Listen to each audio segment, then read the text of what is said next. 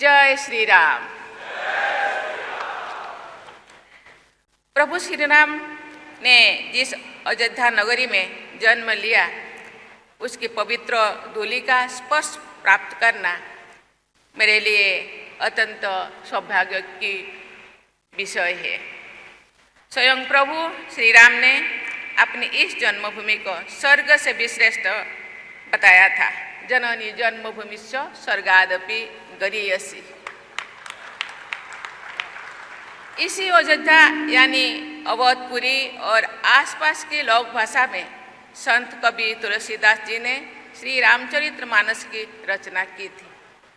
मानस में प्रभु श्री राम सीता जी से कहते हैं, यद्यपि सबने वैकुंठों का बखाना किया है तथा वो वेद पुराणों में वर्णित है, जग प्रसिद्ध है, लेकिन वैकुंठ भी मुझे अवधिपुर जैसा प्रिय लगता है।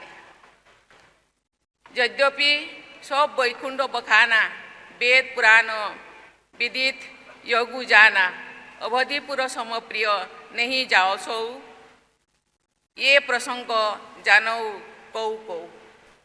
ये अयोध्या नगरी सभी राम भक्त के लिए भी सर्वाधिक प्रिय है। राम रावण युद्ध में विजय प्राप्त करने के पश्चात माता सीता और लक्ष्मण जी के साथ प्रभु श्री राम के अयोध्या आगमन का अत्यंत कलात्मक रेखाचित्र हमारे संविधान की हस्तलिखन मूल प्रति में शोभायमान है। ये रेखाचित्र मूल अधिकार के अत्यंत महत्वपूर्ण भाग 3 के आरंभ में दिखाई देता है। मुझे ये देखकर प्रसन्नता हुई है कि इस चित्र के विषय में जानकारी और जागरूकता प्रसारित की जा रही है तथा जनमानस को संवैधानिक आदर्श एवं पवित्र सांस्कृतिक प्रतीकों के साथ जोड़ा जा रहा है। चित्र चैत्र शुक्ल प्रतिपद संवत में 2083 के शुभारंभ के दिन नवरात्र के प्रथम दिवस पर यहाँ आकर मैं स्वयं को कृतार्थ अनुभव कर रही हूँ। मैं देश विदेश में रहने वाले सभी भारतवासियों और राम भक्तों को नए वर्ष की आत्मिक बधाई देती हूँ। नवरात्रि के अंत में रामनवमी के दिन हम सब प्रभु श्री राम का जन्मोत्सव मनाते हैं। मैं सभी को नवमी तिथि मधुमास पुनीता यानी रामनवमी के दिन मनाए जाने वाले सभी पावन वर्ष की मैं अग्रिम बधाई देती हूँ। इस पवित्र श्री राम जन्मभूमि मंदिर का भूमि पूजन, यहाँ रामलीला के दिव्य विग्रह के प्राण प्रतिष्ठा, राम दरबार का भक्तजनों के लिए खोला जाना तथा मंदिर के शिखर पर धर्म ध्वजारोहण की तिथियां हमारे इतिहास और संस्कृति की स्वर्णिम तिथियां हैं। प्राण प्रतिष्ठा के मर्मस्पर्श अवसर पर मैंने प्रधानमंत्री जी को एक पत्र लिखा था। उस पत्र में मैंने ये भाव व्यक्त किया था कि ये हम सभी के लिए सौभाग्य की बात है। हम सब अपने राष्ट्र के पुनः स्थापना के एक नए कालचक्र का शुभारंभ के लिए साथी बन रहे हैं। देवी और स्वजनों, हम सभी एक समावेशी समाज और विकसित राष्ट्र के निर्माण के दिशा में आगे बढ़ रहे हैं।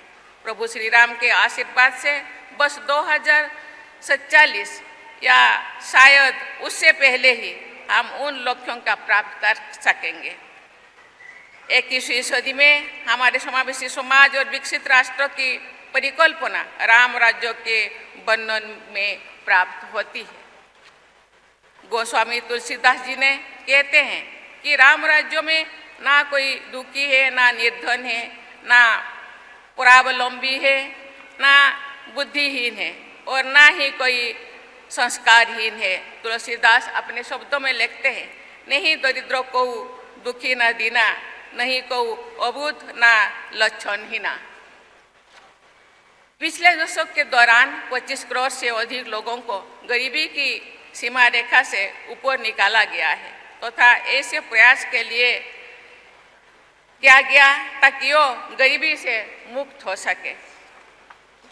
राम राज्य का आदर्श आर्थिक समृद्धि और सामाजिक समरसता के उच्चतम मानकों को प्रस्तुत करना है। माता सबरी से प्रभु श्री राम का भावपूर्ण मिलन, निषाद राज से उनका स्नेह संबंध, युद्ध में काल भी बानर आदि का सहयोग लेना, जटायु, जाम्बवान और गिलहरी सभी को सम्मान तथा स्नेह और प्रेरणा प्रदान करना, ऐसे अनेक प्रसंग एक सर्वस्पर्शी तथा सर्वसमावेशी जीवन दर्शन को अपनाने का आदर्श प्रस्तुत करते हैं। आज के संदर्भ में मुझे ये देखकर खुशी होती है कि सामाजिक समावेश तथा आर्थिक न्याय के साथ साथ पर्यावरण संरक्षण और जीव जंतुओं के सुरक्षा हेतु भी बड़े पैमाने पर राष्ट्रीय लक्ष्य तय किए गए हैं और उन्हें कार्य रूप दिया जा रहा है। राम राज्य के आदर्शों पर चलते हुए हम सब नैतिकता और धर्माचरण पर आधारित राष्ट्र का निर्माण कर सकेंगे।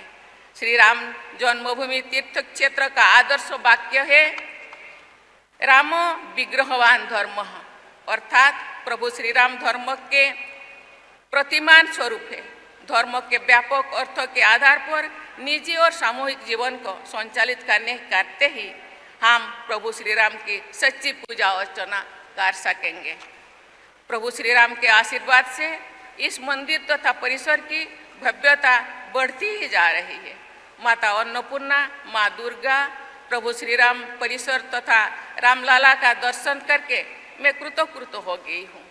लेकिन प्रभु श्री राम की असीम कृपा से आज इसी पावन परिसर में मुझे और भी पूर्ण लाभ मिल गया है।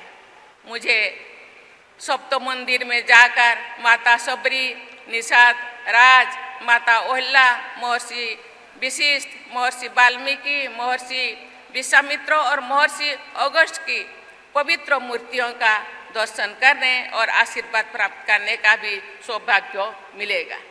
मेरी प्रार्थना है कि प्रभु श्री राम तथा सभी देवी देवताओं एवं दैवी विभूतियों की कृपा सभी देशवासियों पर बने रहे। उन सब की कृपा से हम आधुनिक विश्व में राम राज्य जैसे व्यवस्था स्थापित कर सके। देवियों और स्वजनों, मैं चाहूँगी कि हमारे सभी देशवासी घोट घोट व्यापी राम के पवित्र शक्ति भाव के साथ एकात्म होकर आगे बढ़े। जन सामान्यों की भाषा में हम सब सुनते रहे हैं, मुझ में राम, तुझ में राम, सब में राम समाए। राम भक्त के पवित्र बंधन में जुड़कर सबके प्रति अपनेपन के भाव के साथ हम राष्ट्र निर्माण करें। इस दिव्य मंदिर के द्वितीय तल गर्भगृह में श्री राम यंत्र की स्थापना और पूजन करने का अवसर मुझे मिला। मुझ पर प्रभु श्री राम की असीम कृपा का प्रमाण है। ये मेरी विनम्र मान्यता है। ये श्री राम यंत्र कांची कामकोठी पीठ के जगत गुरु शंकराचार्य जी द्वारा प्रदत्त है। प्रभु श्री राम और भगवान शंकर के बीच दैवी स्नेह के आदर्शों को उनके भक्तों की परंपराओं ने भी अपने उपासना पद्धतियों में निरंतर बनाए रखा है। श्री रामेश्वरम में शिवलिंग की स्थापना और विधिवत पूजा करने के पश्चात स्वयं प्रभु श्री राम ने गोस्वामी तुलसीदास जी के शब्दों में कहा है, शिव समान प्रिय मोहे ना दूजा। श्री राम यंत्र भगवान शंकर की उपासना परंपरा से जुड़े कांची कामकोठी पीठ तथा श्री रामचंद्र जन्मभूमि तीर्थ क्षेत्र के बीच के प्रगाढ़ स्नेह का प्रतीक है। ये पारस्परिक स्नेह हमारी सनातन परंपराओं की आधुनिक अभिव्यक्ति है। ये मंदिर परिसर कला और शिल्प की अनुपम अभिव्यक्तियों से समृद्ध है। ऐसा लगता है मानो स्वयं भगवान विश्वकर्मा जी ने यहाँ विद्यमान निर्माण और शिल्प से जुड़ी संस्थाओं को और शिल्पकारों तथा श्रमिकों को कुशलता और प्रेरणा प्रदान की है। मैं सभी श्रमिकों, शिल्पकारों और निर्माण संस्थाओं की हृदय से सराहना करती हूँ। मुझे ये जानकर बहुत प्रसन्नता हो रही है कि प्रभु श्री राम जन्मभूमि के इस पवित्र मंदिर में देश विदेश से करोड़ों श्रद्धालु आकर दर्शन लाभ कर चुके हैं। अयोध्या धाम धार्मिक पर्यटन का प्रमुख केंद्र बन गया है।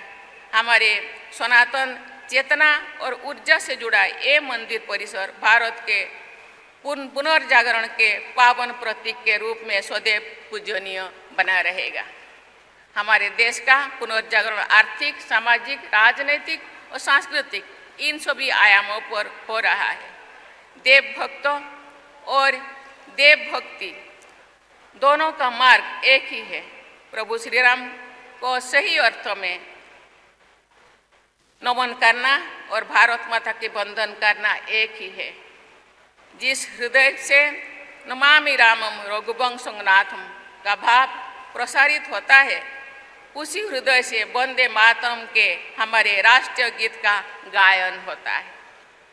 राष्ट्रकवि मैथिली शरण गुप्त जी ने लिखा है कि पुण्यभूमि भारत के आकर्षण से प्रभु श्री राम ने यहाँ अवतरण किया था। गुप्त जी के महाकाव्य साकेत में प्रभु श्री राम कहते हैं, इस बुतौल को ही स्वर्ग बनाने आया। आज साकेत यानी प्रभु श्री राम की अयोध्या नगरी में हम सब ये संकल्प ले कि भारत माता के गौरव को विश्व समुदाय के शिखर पर ले जाएंगे। प्रभु श्री राम की कृपा से हमारा ये संकल्प सिद्ध हो। इसी प्रार्थना के साथ मैं अपनी वाणी को विराम देती हूँ। धन्यवाद। जय हिंद, जय भारत, जय श्री राम।